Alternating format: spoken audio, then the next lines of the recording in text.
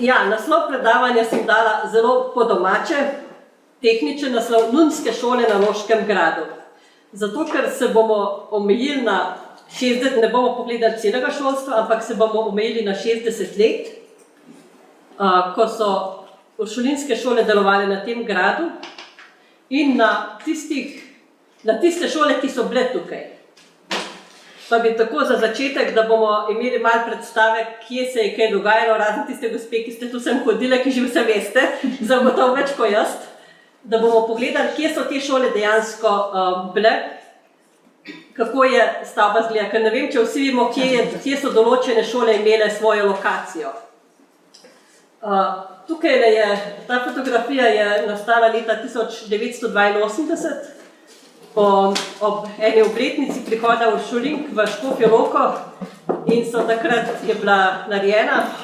Zdaj, če pogledamo, tule je cerkev, uršulinska nunska cerkev, tale del je samostan Hašča, rdečo pikco tam ne kažem. Tole je zunanja šola v Klobovsovi ulici. Tukaj je bila namenjena dekletom iz Škofje Loke, starološke, škofjeloške, takratne občine, če danes rečem župnije, plus župnijo Žabnica, Sveti Duh, pa dol do Reteč, do Gornje Senice. In to je bila tista dnevna šola, kamor so dekleta vsak dan prihajala in se vračala domov. Notranje šole so bile pa internatskega tipa, penzionat je pomenil internat plus šolo. V začetku so bile tule noter, v tem zadnjem delu, še prej pa v temnem delu stavbe, kasneje po letu 1892 pa na gradu. Tako da jaz se bom ubadala s temnem, kar je bilo tule gor. Edino, kar bom poskusila, bo pa malo narediti prehoda, da razumemo, kaj se je dogajalo in zakaj. Pa če začnemo kar z 3 citati, ki sem jih pač pobrala z različnih virov, da vidimo, kaj se o uršulinskih šolah nekje da dobiti, ko odpreš internet, ko vzameš v roke knjigo, ko se kakšen arhivski dokument odpre, vsaka stvar je z ene strani. Pa bom prebrala. V tale etnološka topografija, tam piše takole. Ob koncu 19. stoletja in pred Prvo svetovno vojno so v šolo v Loki hodili dečki in deklice, pri uršulinkah pa dekleta iz mesta in bližnje okolice. Notranjo uršulinsko šolo, kjer je pouk potekal v nemščini, so obiskovale hčerke premožnih družin, gojenke so bile celo iz Trsta in Gorice. To je v strokovni monografiji. Na blogu leta 2012, žal ga nisem mogla zdaj preveriti, ker je očitno zbrisan, je tak komentar. Deklice pri uršulinkah so bile bolj izobražene kot fantje, saj so poleg stvari, ki so se jih učili fantje, znale še več jezikov, učile so se ročnih del, retorike, lepopisja, ročnih del, zgodovine, zemljepisa, glasbe, slikanja. Vendar tu ne smemo pozabiti, da so bile deklice, ki so hodile v šolo k uršulinkam, bogate meščanke in celo plemkinje. Če ste kdaj hodili tukaj not, preverite, če se not prepoznate. V tem zadnjem, bogate meščanke in plemkinje. V prospektu zavoda uršulinskega iz okrog leta 1930 je pa tak predstavitev. Vsa vzgoja v zavodu stoji na temelju katoliške vere.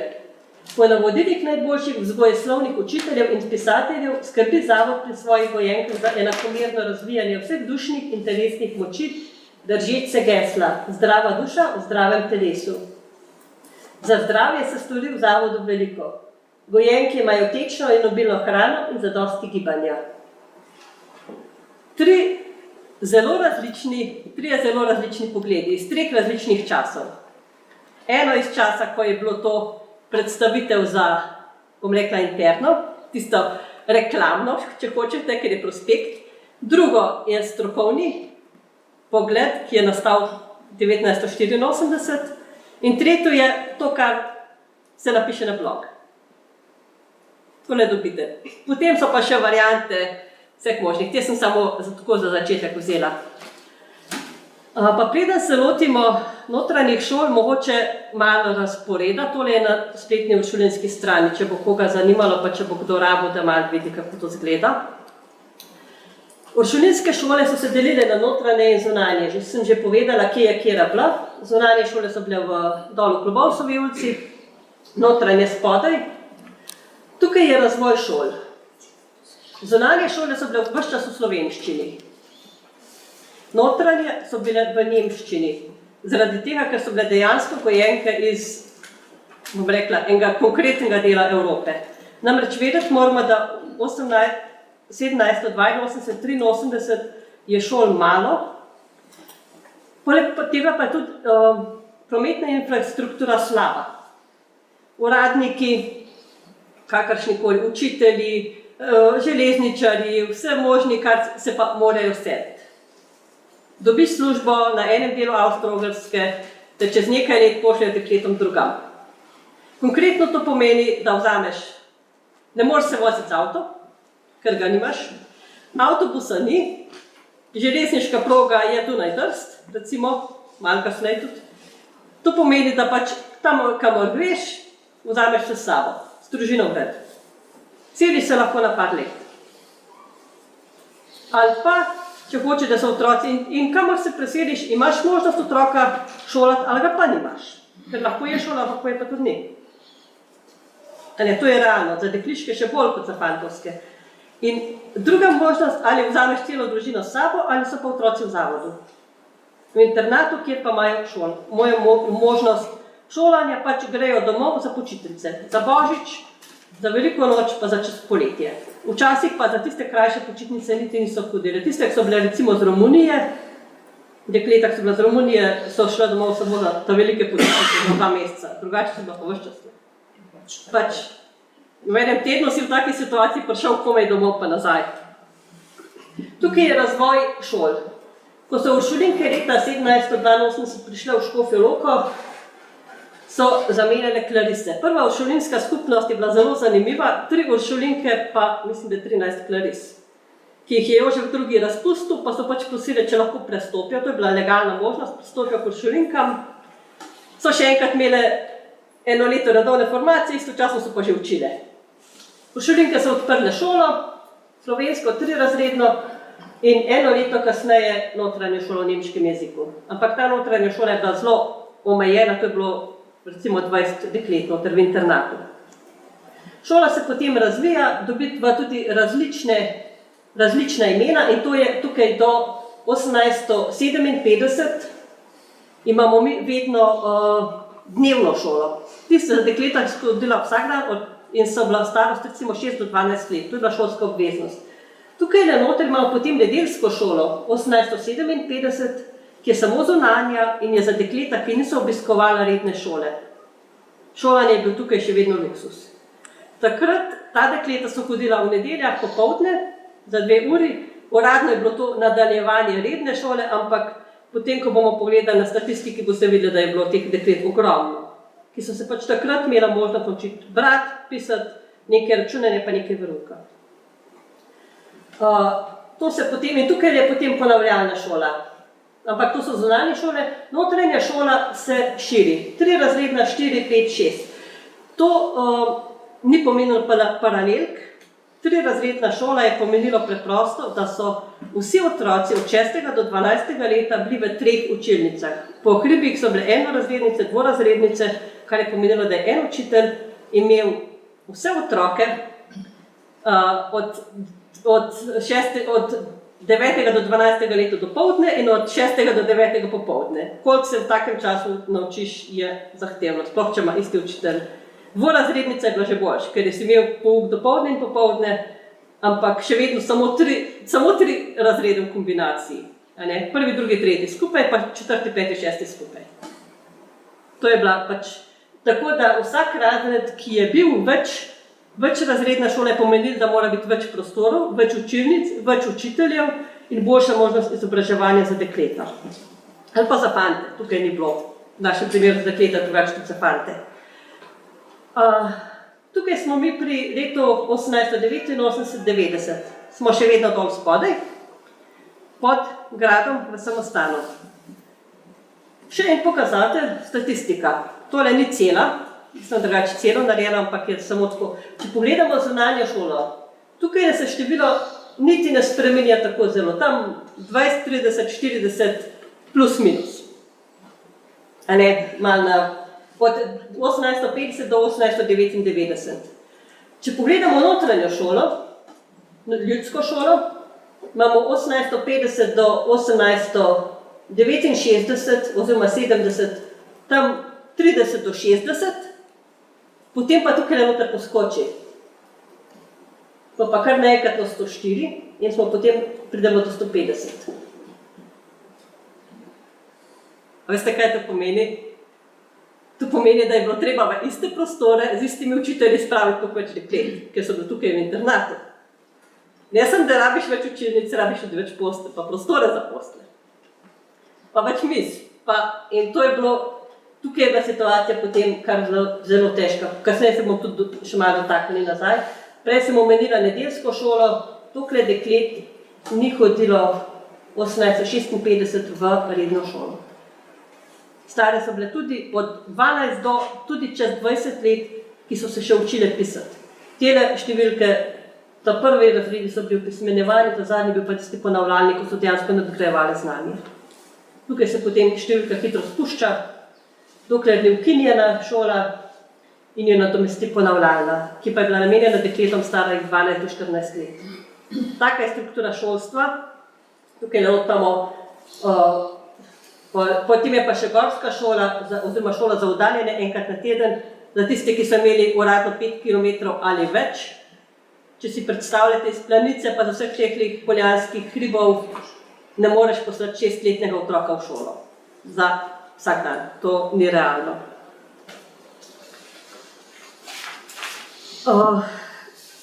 Zaradi potreb internata, ker sem že rekla prej, da je bilo zelo veliko deklet, povečano število, so leta 1871 tukaj dozidali tale trakt, zadnji del, 15 let kasneje pa še tukaj nazidali zunanjo šolo in tukaj noter še en del, eno nadstropje. S tem so dejansko dodali prostor za šolo, za možnost bivanja, tale del predvsem za internat, ta zadnji del. Tukaj, če se spomnite v tem, tisti, ki ste mogoče videli razstavo Človek Grej, je bilo v teh prostorih, tukaj noter. Če si predstavljate uno dvorano, to pomeni dvorano za 150 punc. Če si predstavljate, kaj to pomeni, oziroma tam približno 100 jih je bilo noter. Kakšna je bila situacija takrat, ko je bilo noter 100 ljudi, več kot so predvideli, kot so bili prostori narejeni, nam pove stanje opis stanja v samostanski kroniki. Pomanjkanje potrebnih prostorov je bolj občutno in težavno. Nad 150 gojenk se je porazdelilo z redovnicami v redovskih samostanskih prostorih. Da ne omenimo sanitarnih pomanjkljivosti, ki so bile povezane s tako prenapolnjenimi prostori, naj tudi opozorimo, kako težavno, skoraj nemogoče je bilo v takih okoliščinah vzdrževati klauzurno disciplino. Otroci so pogosto bivali v sobah in celicah, ki so bile med celicami redovnic. Redovna skupnost je odstopila gojenkam tako rekoč vse prostore, razen refektorija, se pravi jedilnice. V samostanu ni nobenega dela, kjer se ne bi med redovnicami pojavili otroci. Komaj je potrebno omeniti, da vsak, ki pozna urejeno in disciplinirano redovno hišo, uvidi, kako potreben je tu velik prizidek, kjer bi gojenke lahko prebivale ločeno od redovnic. To je zapis iz kronike. Veliko otrok v malem prostoru, pa še nalezljive bolezni v tistem času, je pomenilo problem, so bile ošpice, tifus, redovnice so umirale za jetiko, zelo mlade, pač prostori dol niso, v samostanu dol niso najbolj zračni in še kaj. Razširjanje in nadzidavanje samostanskega prostora ni šlo v nedogled, zato so iskali drugo opcijo. Nekatere redovnice so bile mnenja, naj prezidajo kaščo, druge pa so se bolj ozirale na stavbo Loškega gradu, ki je stala nad samostanom. Mnenja redovnic, pa še bolj njihovih svetovalcev, so bila glede nakupa gradu zelo različna, prav tako tudi razlogi za in proti. Kako pomembna je bila odločitev za redovno skupnost, kaže tudi dejstvo, da je ves proces podrobno opisan na kar 11 straneh samostanske kronike. Lahko vam pa povem, da običajno je letni obseg samostanske kronike bil 2 do 3 strani. pa je bilo to veliko, če je bilo toliko, na eno leto. Tukaj so pa res opisali do zadnje črke, vse razloge za, vse proti, vse glasovanja, ampak ne bom zdaj, ker imamo preveč. V sklopu iskanja rešitev je konec novembra 1890 obiskala samostan komisija, ki jo je sestavljal gradbenik William Trevo in dva duhovnika. Poslal jih je knezoškof Jakob Misija z nalogo, da se prepričajo o prostorskih možnostih tako v samostanu kot tudi na gradu. Pregled samostanskih prostorov je potrdil veliko utesnjenost, saj se je isti prostor, to je tisto, ko sem prej omenila, da je bila razstava Človek glej noter, uporabljal v več namenov. Tako je dvorana na koncu zahodnega krila, kjer je dosmo, služila za približno 100 gojenkam kot študijska soba, rekreacijska dvorana, učilnica za drugi razred, pevska soba, veroučna soba, Marijina kapela, kadar je bil za praznike shod Marijine kongregacije, prostor za gledališčne predstave in soba za ročna dela.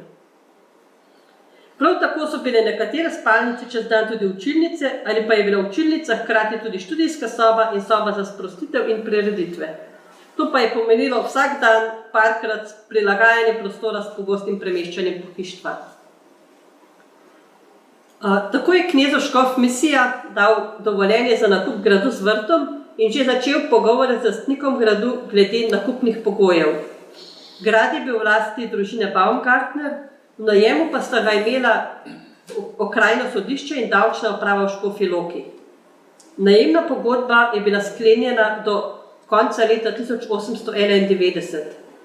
Sama pobuda za nakup se je začela aprila 1890, konec decembra pa je podpisala takratna predstojnica samostana mati Benedikta de Renaldi kupoprodajno pogodbo z lastnikom gradu Baumgartnerjem.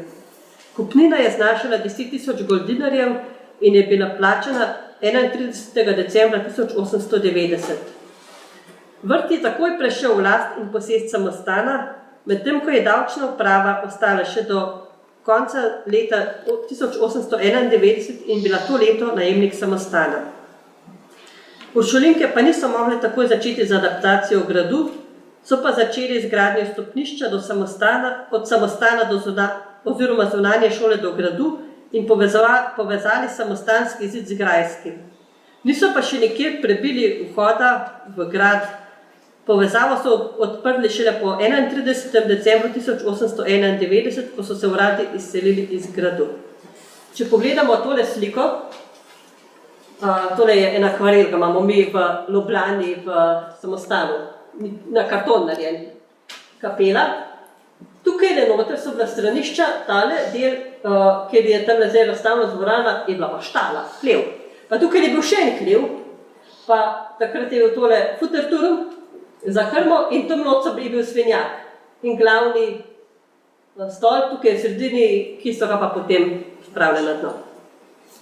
Konec januarja 1892 je bil prvi ogled gradu glede potrebnih adaptacij, ki se ga je udeležil knezoškof Jakob Misija, arhitekt William Trevo, nova samostanska predstojnica Katarina Majknič in učiteljice samostanskih šol.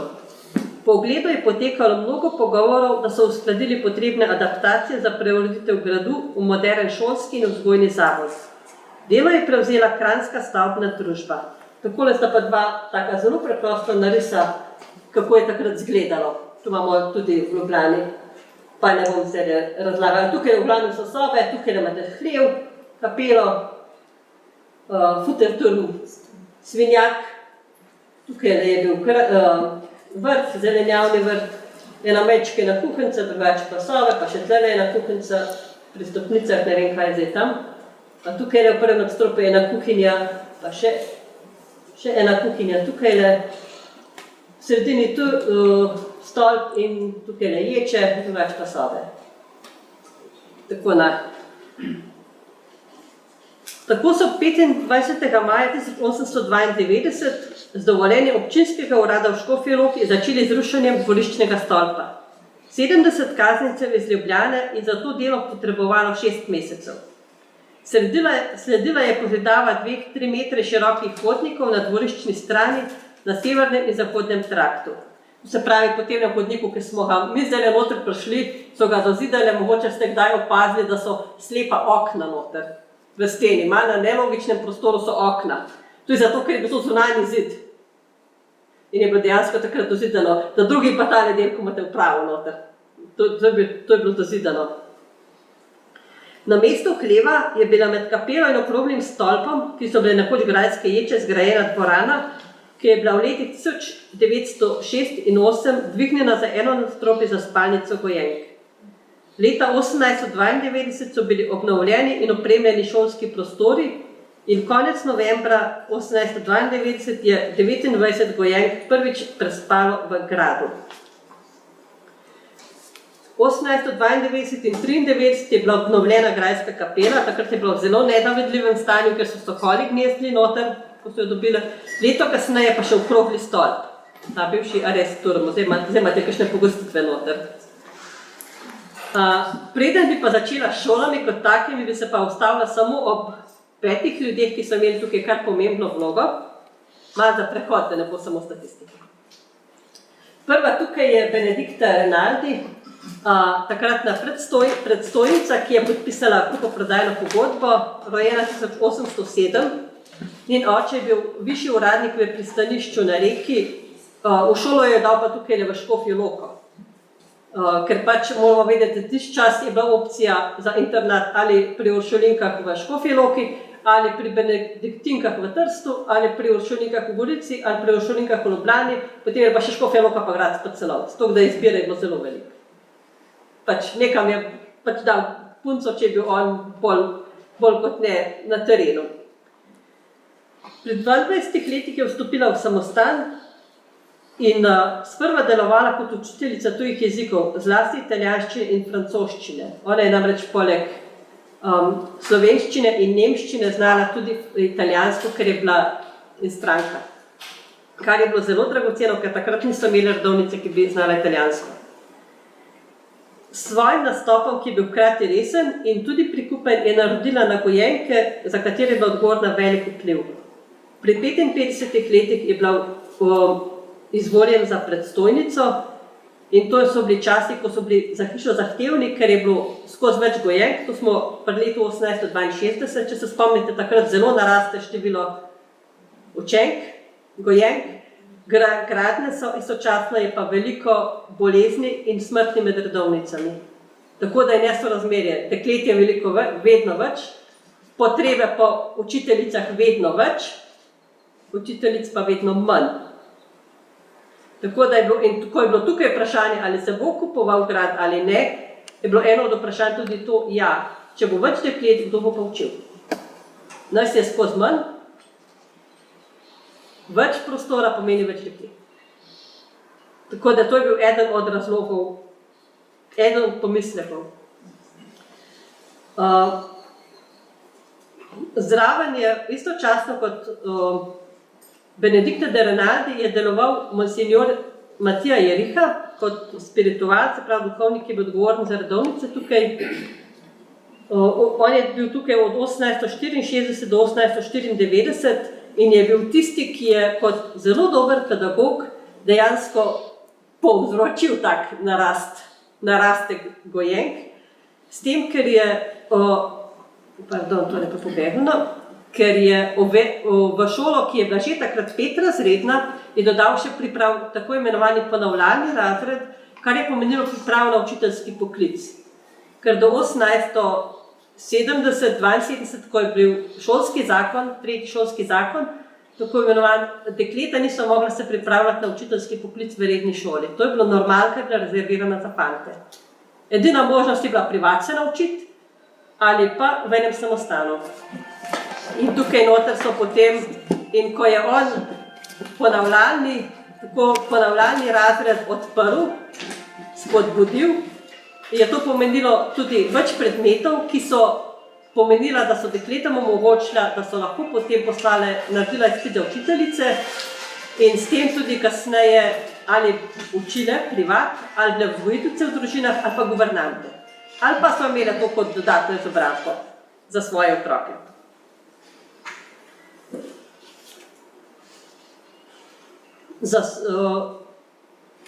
To je bilo takrat, 1891 je menjava predstojnic v samostanu. To ni bila kazenska menjava, če vam povem, da je bila tale Benedikta Rinaldi imela cirka 80 let, ko so podpisali pogodbo, veste, da to tudi ni bilo enostavno, a ne? Imenovana je bila za predstojnico Katarina Majhnič, takrat stara 50 let, po rodu Ljubljančanka. Kot zelo mlado dekle postala pa v 4 letih sirota in je imela izredno močan čut za dekleta iz nižjih slojev. To je njej ogromno pomenilo in bila zelo pozorna zaradi tega tudi. Šolala se je pri uršulinkah v Ljubljani, ker je bila to takrat edina šola, danes bi rekli, s pravico javnosti. Pri 22 letih vstopila v samostan v Škofji Loki, bila učiteljica, predvsem ročnih del in risanja, zelo dobro je risala. In leta 1891, ko je bilo 1 leto po nakupu samostana, je bila imenovana za predstojnico. Pri svojih 50 letih, odgovorna za gradnjo, za obnovo hiše, pa za skupnost, pa za šole, za vse v kompletu. In za njo njeno značilnosti razumevanja situacije, pogum, daljnovidnost, podjetnost ter močna vera in zaupanje v bogatstvo lastnosti, ki so ji pomagale, da je zmogla to velikansko delo. Ker tudi v skupnosti ni bilo enostavno, sestre je bilo strah, to je treba povedati. Ni so rekli, ja, super, kupimo grad. In iz utesnjenih prostorov samostana se je šola in internat sta se selila na grad v enega najbolj sodobnih zavodov v takratni Avstro-Ogrski. V njenem času so se tudi šole zelo razširile, tam je 6 razredne šole, pridemo do 8 razredne, notranje šole in potem se deli na meščansko in ljudsko šolo.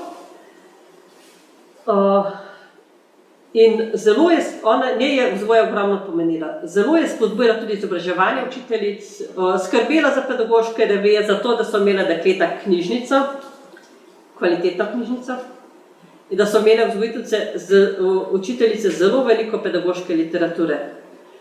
Kot njeni 2 desni roki sta bili tukaj Ignacija Šinkovec pa Bernardina Wagner, obe iz Idrije, kakšnih 10-15 let mlajši kot Katarina Majhnič. Oni 2 sta bili pa v bistvu odgovorni, ko se je zavod preselil na grad, so bili odgovorni za zavod. Obe vzgojiteljici, Bernardina Wagner je bila tudi pesnica. Ona je imela zelo talent za pesnenje in je ogromno stvari, veliko stvari iger napisala, pa recitacije, slavnostne govore, ampak žal so stvari vse nepodpisane. Uspeli smo najti 4 njene stvari, za katere vemo, da so njene, ker kje drugje piše, da je napisala. Pač ona je pisala za aktualno uporabo, ne za objavo. Je pa pisala v nemščini, ker je bil zavod nemški, čeprav je ženska znala od doma nemško, slovensko, potem pa še mislim, da je italijansko, francosko in angleško. Pač francoščina, moramo vedeti, je bila uradni, izpit iz francoščine je bil pogoj za učiteljski izpit. Tako kot imamo zdaj angleščino, kot to jezik, je bila takrat uradno za učiteljice francoščina. Zato boste velikrat, jaz sem razmišljala, pa kaj je francoščina pomenila. Ja, pač če so hoteli učiteljice biti, so morali za francosko. Eno veliko delo, ki ga je opravila Bernardina Wagner, je bila tudi to, da je napisala kronike uršulinskega zavoda, šolske kronike. Zbrala dokumente, pisala stvari, žal so stvari pogrešane. To pa druga svetovna vojna je to svoje naredila, žal so kronike pogrešane. Ob njej je bila Ignacija Šinkovec, tudi učiteljica, odgovorna za zavod, ona je pa pisala samostansko kroniko, pa zelo veliko se je ukvarjala z dramatiziranjem. Ona je imela smisel za igre pisati, za teater, za prireditve pripravljati, vse, kar je bilo kulturnih stvari, je bilo v veliki meri njeno. Vsekakor pa je tudi težko videti točno kaj, ker tudi ni podpisala. Imamo zvezek z igrami, z vsem možnim, ampak pisal noter kolikor hočete, pa jih ne zna razvozljati. Penzionat, če se lotimo zdaj zavoda kot takega, je opisan v letnih poročilih. Nekaj v prospektih, nekaj v letnih poročilih. V enem prvih letnih poročil, tukaj vidimo dekleta v uniformah in pa običajen dan v penzionatu. Ne bom razlagala, kaj so pisali noter, kako so propagirali, to so taki drugi prebrati. Dnevni red je bil pa takle. Ob 5:30 zjutraj po zimi in ob 5 poleti vstajanje, jutranje molitev, zajtrk, učna ura na vrtu, če je možno. Najmanjše gojenke spijo poleti in po zimi do 6:30. Ob 7:30 sveta maša, ob 8 do 12 pouk, po 2 uri pouka oddih na dvorišču zavoda, rekreativni odmor so imeli, so bile sodobne. Ja, od 12 do 12:30 kosilo, obisk Najsvetejšega, v kapeli, rekreacija, sprostitev, od 12:30 do 2 učenje, študij, od 2 do 4 popoldanski pouk, od 4 do 5 popoldanska malca, pouk neobveznih predmetov, od 5 do 6 učenje, po zimi molitev rožnega venca, poleti ta molitev 8 v vrtu. 6:30 večerja, 7 do 8 rekreacija, sprostitev z igrami, na to večerna molitev, po večerji pa se vse odpravijo k počitku. To je tam lepo v nemščini, pa vas ne bom matrala z nemščino.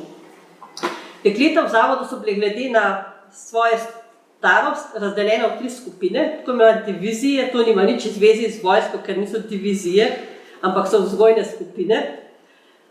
Ločile so se pa potem, da so imele ob uniformah, kakršne so bile, da so imele različne barve pasov. Glede na to, kakšne barve pas so imele, se je vedelo, kam spadajo.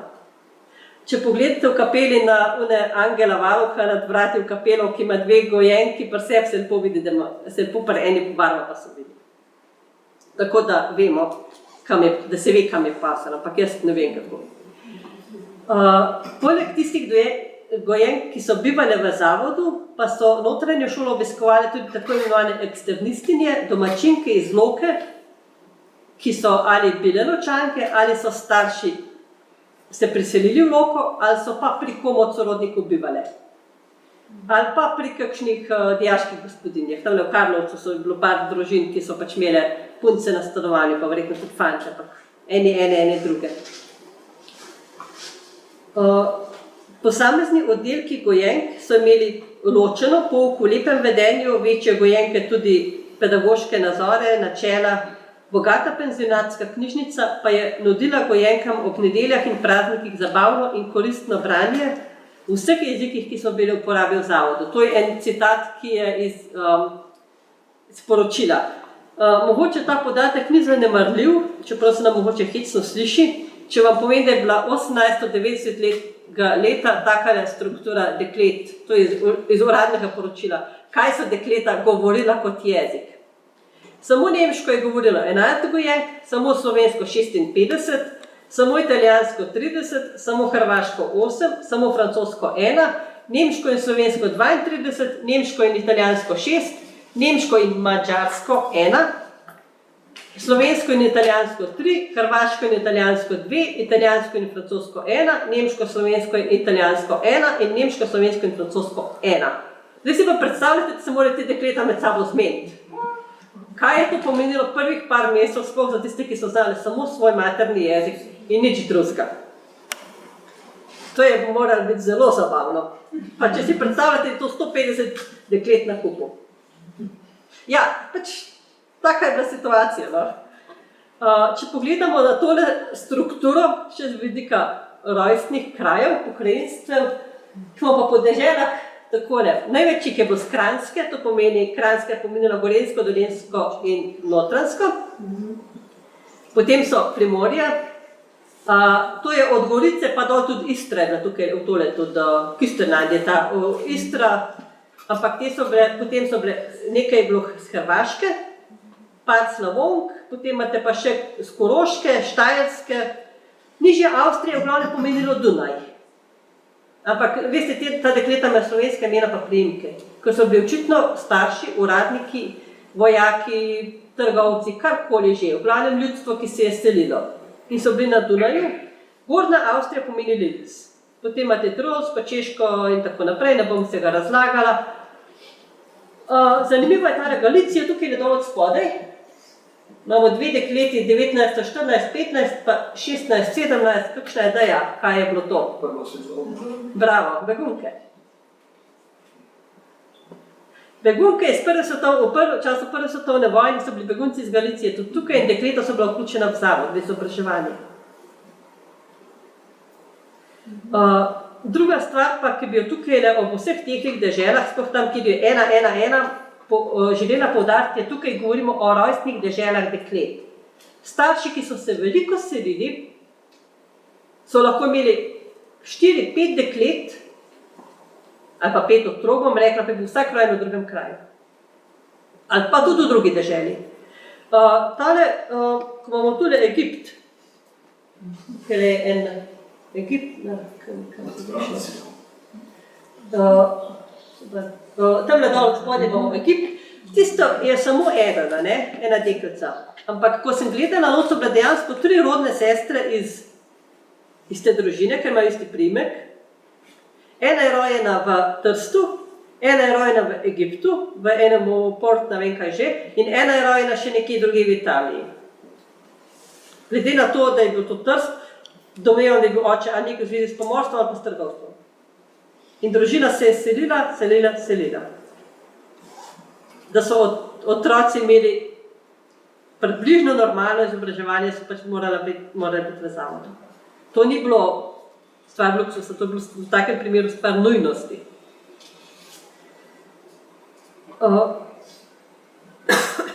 Situacija se tukaj zelo spremeni.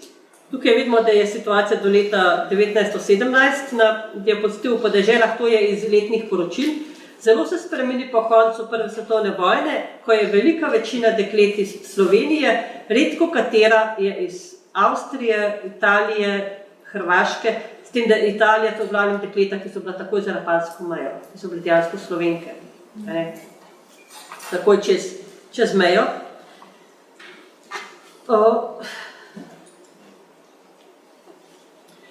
Vse skupaj bivanje je povezano s financami.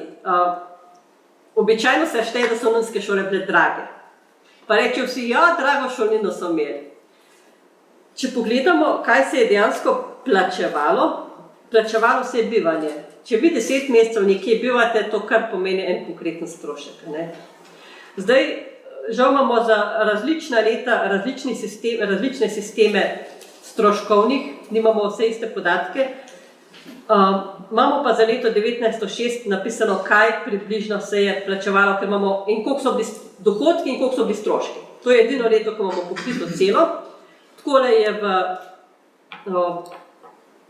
v prospektu, kaj je pomenilo to, kaj so pomenili stroški. 32 kron je mesečni prispevek, potem je oskrba, za razsvetljavo, pranje perila, dekleta niso sama prala, so bile majhne punce, en velik del. Pouk v obveznih predmetih je brezplačen. To se ni plačevalo, to ni bila šolnina, to je bila oskrbovalnina ali pa mesečni prispevek. Neobvezni pouk se je plačeval. Tako kot danes plačamo glasbeno šolo, likovni tečaj, jezikovne tečaje, to se je plačevalo. Če niso imeli s sabo učnih knjig, stvari za pisanje, risanje, se je založil en denar, pa kar niso uporabili, se je vrnilo. Zdravila so se plačevala posebej, pa če je bilo še kakšni priboljški pri hrani. Zdaj, če bi mi pogledamo tole, kaj je dejansko to pomenilo, 1906. je bilo 138 gojenk. Realno bi bili celoten prispevek tukaj le noter, če pogledamo, bi bil tale. 44.160 kron letno bi bil dohodek samostana. Če bi vse plačevali po 32 kron mesečno, kaj so realno plačevali, se pa vidi tukaj. In kar pomeni, da so bili letni dohodki, te podatke pa pač imamo, zato sem to leto vzela, 33.470 kron, izdatki 35.514 kron. To je brez vzdrževanja stavbe, samo tekoči stroški.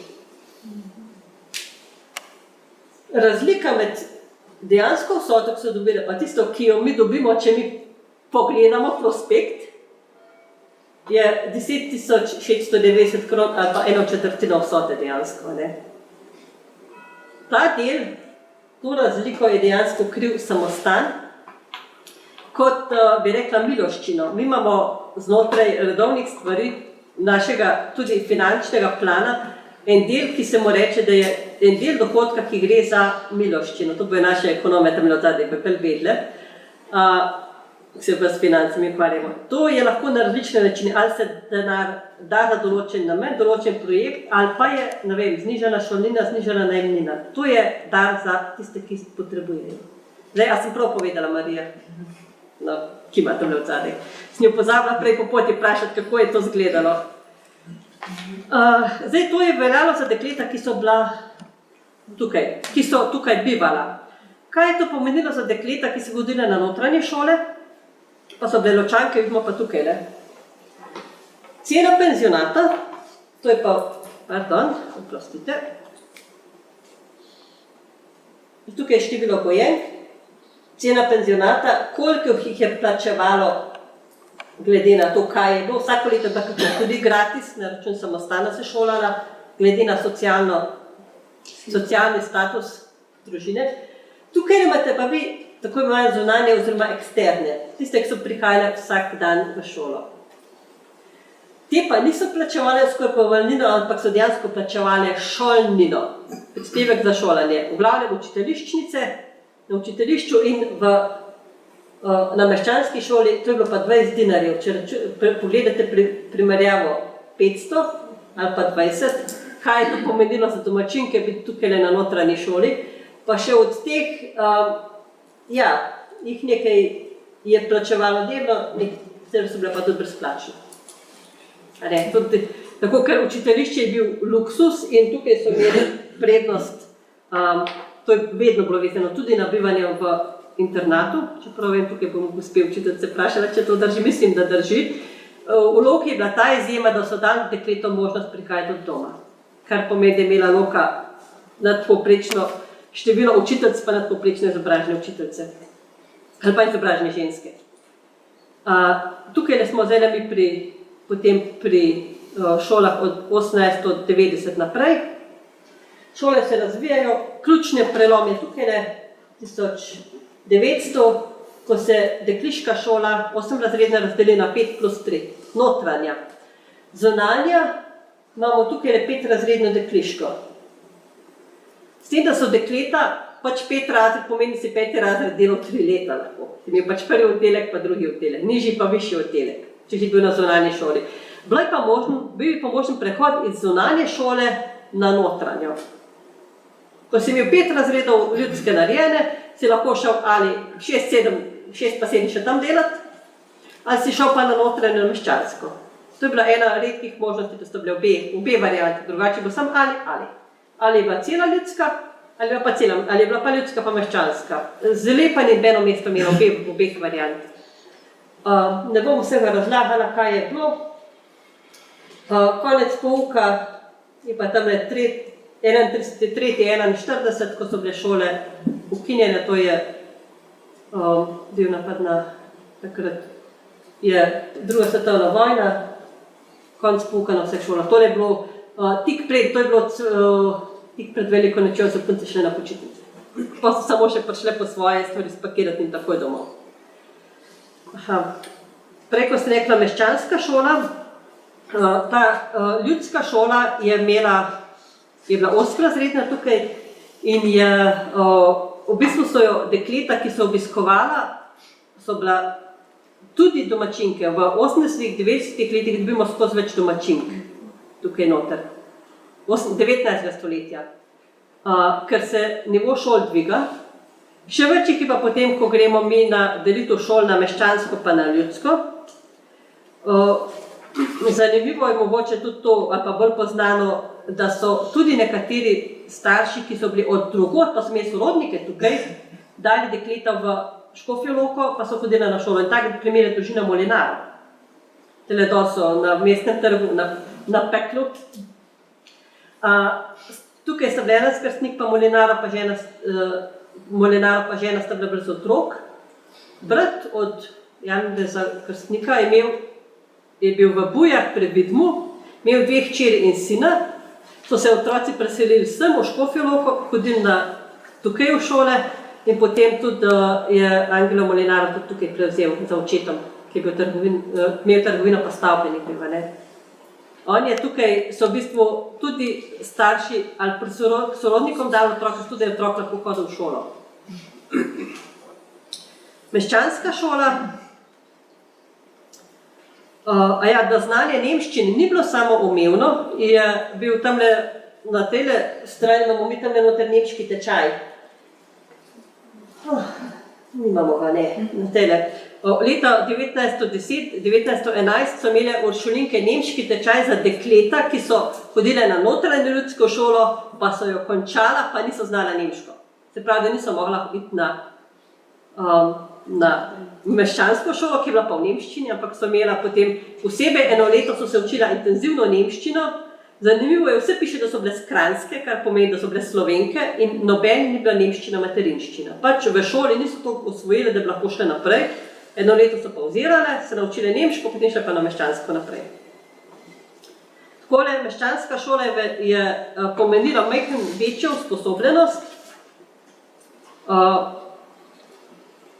Bila je, kako ne rečem, priprava je bilo na eno, to ni bila gimnazija, ampak je bilo priprava na bolj delo v pisarnah, na banki, v takih stvarih in 8 let, ne 10 let je bil pridružen v meščanski šoli tudi trgovski tečaj.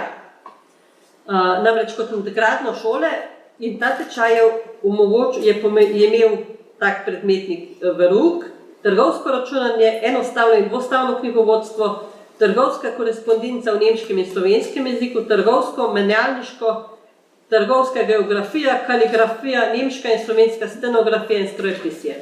To je pomenilo, da dekleta, ki so to dala skozi, so lahko doma vodila trgovino, obrt, delala v trgovini, na banki in v letih obstoja je končalo tečaj 178 deklet. Tile to dvoje sta razglednici, obe sta propagandnega značaja, dekleta so se tudi od spodaj lepo nastavila, tam na gor nekam v drevored. In tole so potem ob koncu leta poslale potem po svojim kolegicam, pa domov, in imamo tudi fotografijo, ki je podpisana, in odzad piše, lepo nam je škoda, da te ni več z nami. Očitno je ena deklet končala meščansko šolo, pa ni več šla na potreben trgovski tečaj in tam nekje dol z Notranjske okoli blok je tole bilo. In so me enkrat spraševali, kje so pa te punce bile, so nekaj, lepo so nastavljene. Tukaj so pa ta prve. Vidimo tudi na fotografijah, so zelo nastavljeni tako, da se vidi, kaj šola dela, ker vse razglednice so bile istočasno tudi propagandni material. Šola ima glasbo tudi, učijo se vse, kar hočete.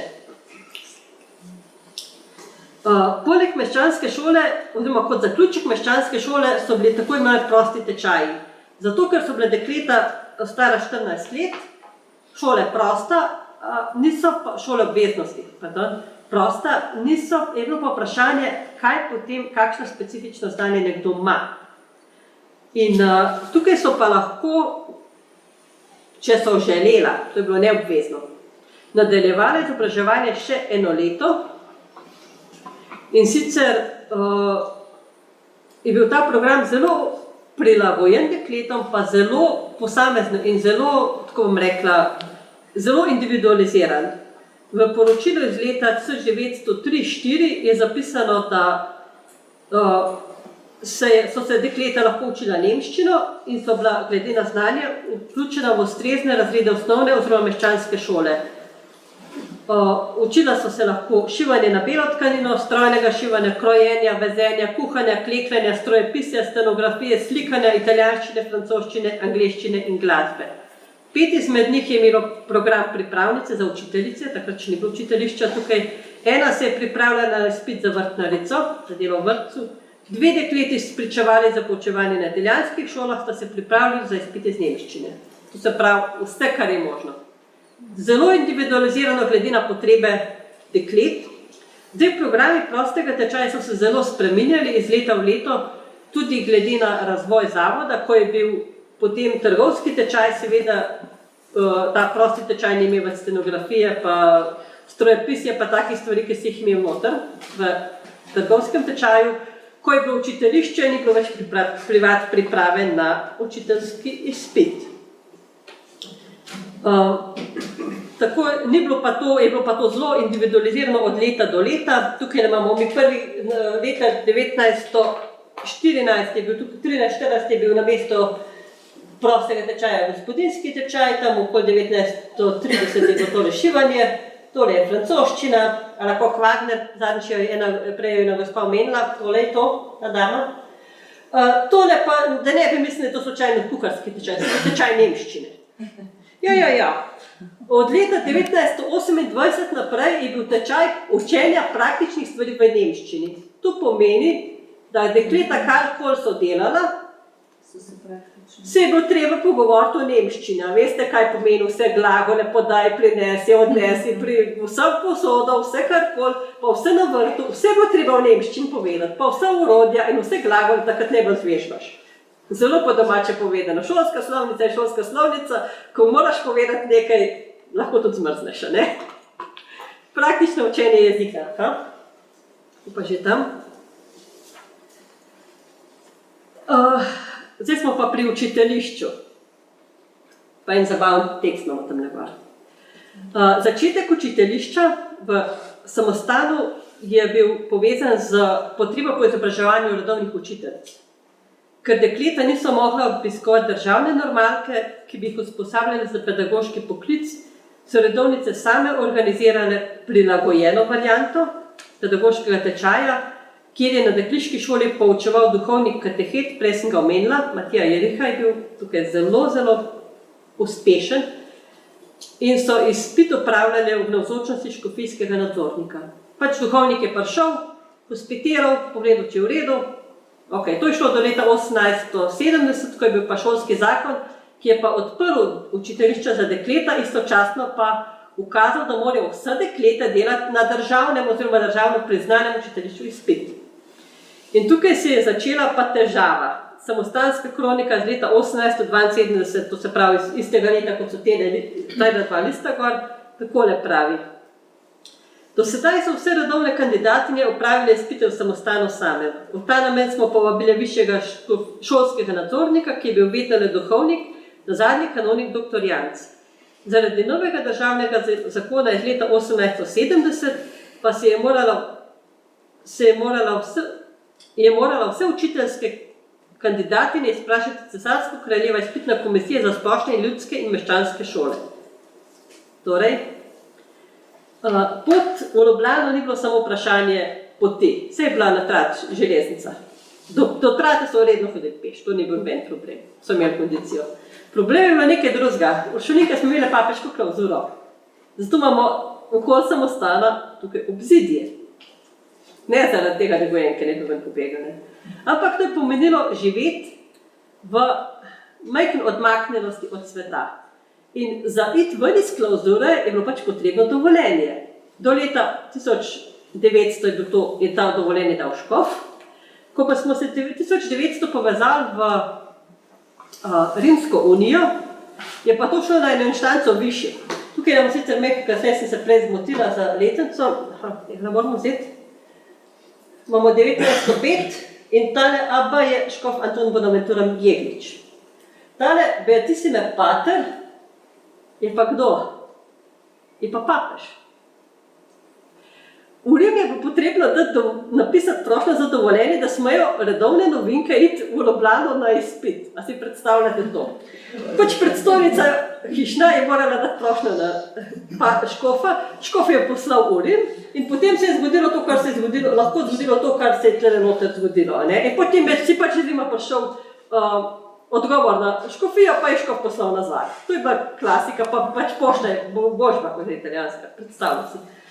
Zgodilo se pa tudi tole. Tukaj ne piše Klausur dispens für die Novice noch nicht erhalten, bitte Erlaubnis, morgen reisen Sie ab, pa tako naprej. Dovoljenja s Rima še nismo dobili, jutri imajo novinke izpit, prosim, če dovolite, da lahko grejo, ker če ne bojo zamrazili eno leto. In od spodje, to je bil telegram, ki je predstojnica poslala in od spodje prišel lepo odgovor, odhod k izkušnjam dovoljen. Je moral škof dovolj, da so lahko šli izpiti. Ja, pač tako je bilo, ne? Zato so vedno bolj razmišljali o tem, da bi imeli svoje učiteljišče s pravico javnosti, ker potem bi pa lahko izdali javno veljavno spričevala. Leto 1905 so dali prošnjo in 1909 proti pričakovanjem to prošnjo dobile odobreno. Kar pomeni, da so imeli potem, da dekleta, ki so bila takrat v 4. letniku, ker so imeli pač privatno pripravnico in so hodili samo na izpite, so se zelo verjetno oddahnila, ker so 1910 ni bilo treba učiti v planu. Takole, tukaj jih imamo, malo fotografij iz tegale. 1913, tole je Justina Višner, če kateri poznate, mogoče tle tudi Ločanka. Tole je pa Rafaela Murnik, tukaj so pa dekleta se podpisala. Pač fotografija so se podpisala, to so še 2 sliki, taki bolj promocijski. Tole bomo žal spustili, eno tako zabavno. Namreč dekleta so na koncu 2. letnika morali kljub vsemu fajn delati, ponavljati.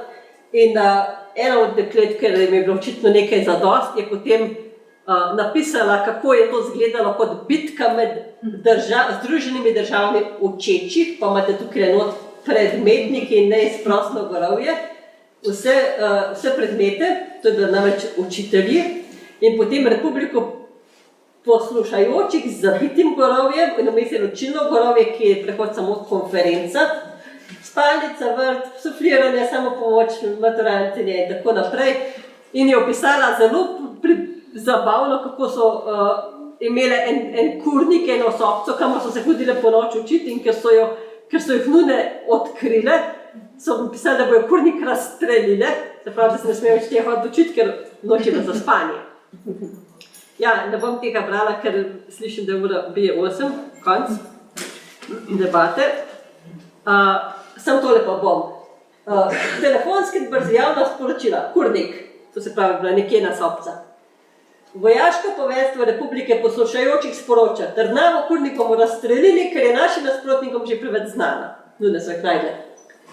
Generalna regimenta ponočnjakov sta že odstopila.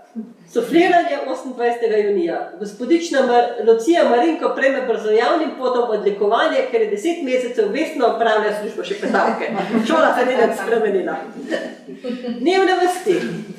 V začasni pokoj so stopili gospodje Rosenberg, Mati in Lauter. Učitelji, pisatelji učnih knjig za matematiko. Poslovilni večer so gojenke v Škofji Loki praznovali jako slovesno. Le žal, da je ta lepi večer ni bilo brez temnega madeža. Neki gospodični je bila izpred oči ukradena štruca kruhka. Policija je tu takoj prijela, a na naše veliko začudenje niti kaznovan ni bil. To je strašno, kam pa pridemo? Kdo mislite, da je bil tat? Jože? Papiga, ja.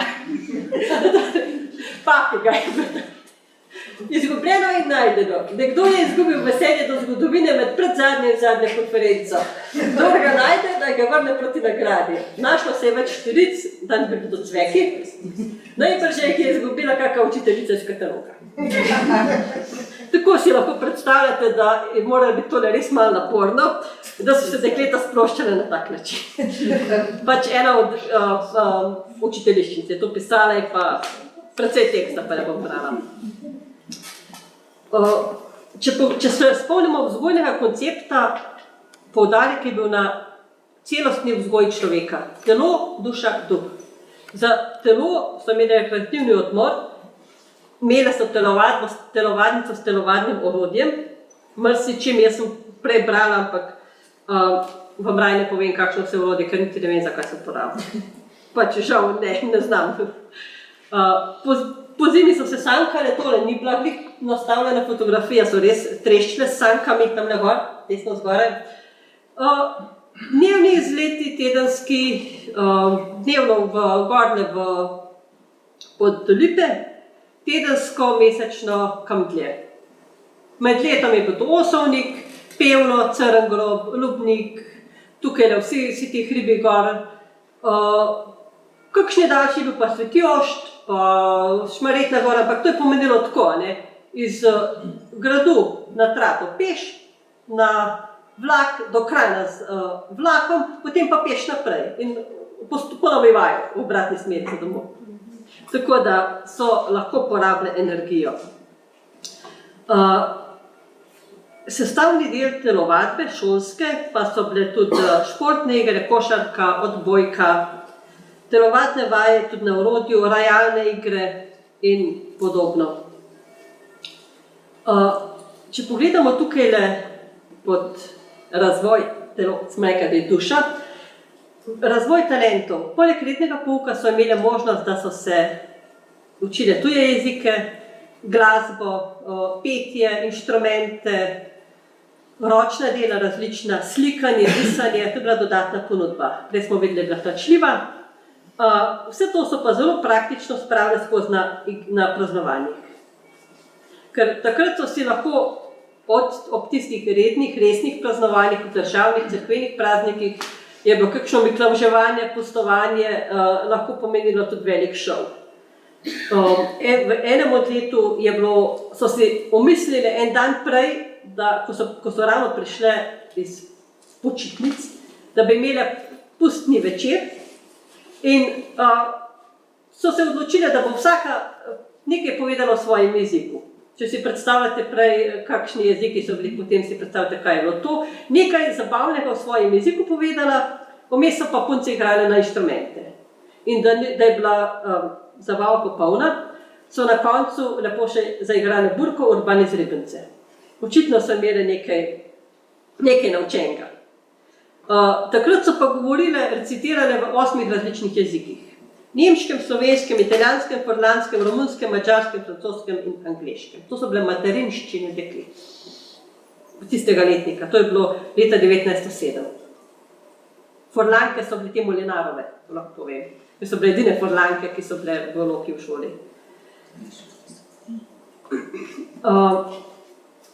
Za duha, zdaj malo spuščam, duhovna razsežnost je pomenila verska vzgoja, priprava na zakramente.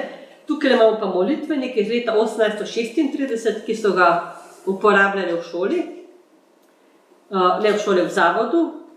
In to, kar je bilo meni zelo zanimivo, je bilo, ko govori o tem, kaj je predgovor knjižnice zapisan namen verske vzgoje. Posvetiti dan in življenje Bogu. Poudarek je na zavedanju, da je Bog navzoč v življenju človeka, vse življenje in delovanje je njegovo čast. Zato je pri življenju, delu in molitvi pomembno, kakšen je namen človekovega delovanja. Tem zrcalu se pri večernem spraševanju vesti tudi pregleduje in preverja dan. To je bilo v začetku molitvenika kot motiv.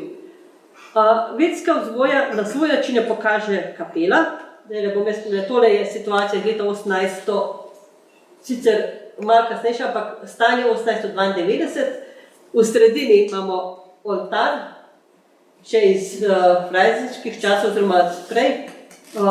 Na levi strani sveta Angela, sveta Uršula, gor sveti Jožef. Ko so delali grad, je bilo obnavljale kapelo 1895, je bila 25-letnica razglasitve svetega Jožefa za zavetnika cerkve. In veliko češčenje, zato imajo tukaj gor svetega Jožefa. Samostalni internat je bil posvečen srcu Jezusovemu, desni oltar je bila Marijina kongregacija. V Marijini kongregaciji so bila dekleta do 12. leta. Malo manjša so imela pa eno posebno združenje, ki sem ga jaz tukaj samo v Ljubljani našla, pa na Dunaju, pa kaj veliko nisem mogla v njem zvedeti, to je pa združenje svetih angelov oziroma Schutzengel-Verein, združenje Angela Varuha. To je bilo pa namenjeno za deklice stare od 6, 7 do 12 let, ki so se pripravljali na prvo obhajlo, takrat je bilo prvo obhajlo pri 12 letih. Šele potem začetek 20. stoletja se ta starost zniža. Tukaj lahko vidite en sprejem in sicer vemo, da to ni bila Marijina kongregacija, ker imamo tukaj dekleta oblečena v angele. Imajo pokrovnice na glavah. Tole je pa voditeljica, ki je bila članica Marijine kongregacije, kot odgovorna za tamale. Tukaj imamo pa srečanje prvobhajanke. Tako je izgledala jedilnica, sicer eno srečanje Marijine kongregacije, pa so lepo imeli noter kosilo, to pa srečanje ta velikih. To je zelo zgodno, ker je pred 1902, ker so še to stare uniforme. Potem smo pa malo zamenjali. Mogoče pa še takole, predzadnji posnetek, ko razmišljamo o tem, kaj je verska vzgoja dejansko pomenila.